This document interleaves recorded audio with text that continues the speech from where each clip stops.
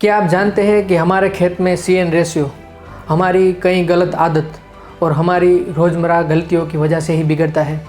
तो आइए, मैं निकुंज बक्सरिया भूमि ज्ञान में आप सभी का हार्दिक स्वागत करता हूँ।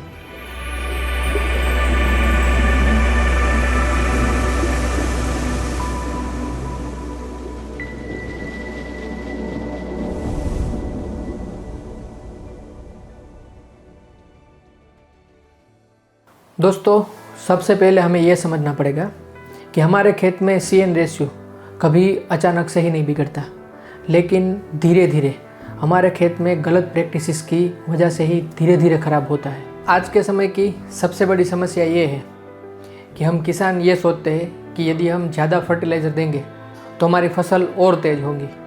कई बार हमारे खेत में फर्टिलाइज़र की ज़रूरत ना होने के बावजूद भी हम DAP, यूरिया और नाइट्रोजन बेस्ड फर्टिलाइज़र देते रहते हैं और उसके साथ हम ऑर्गेनिक मैटर नहीं देते हैं। उसी समय हमारी मिट्टी में नाइट्रोजन तो होता है लेकिन कार्बन नहीं होता है, और जिसकी वजह से नाइट्रोजन मिट्टी में लॉक हो जाता है और फसल की तेज़ी को रोक देता है। कई बार हम फसल कटने के बाद फसल की पत्तियाँ, लकड़ियाँ या भूसा मिट्टी के ऊपर जला देते हैं। दरअसल में ये पत्तियाँ ही मिट्टी के लिए सबसे सस्ता कार्बन सोर्स है।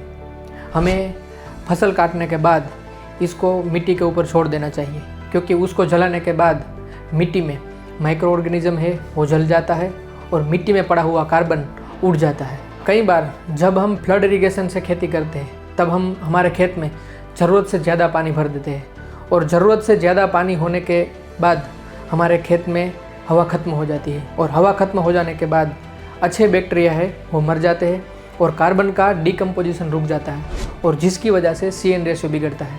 तो हमें ड्रिप इरिगेशन से खेत करना चाहिए, जिसकी वजह से हम नाइट्रोजन लॉस को बचा सकते हैं और हमारा CN रेशियो सुधार सकते हैं। तो ऐसे ही कृषि संबंधित माहिती के लिए आप हमारे नज़दीक के कृषि इंजीनियर का संपर्क कर सकते हैं और जुड़े रहिए भूमि ज्ञान के साथ। जय जवान, जय किसान।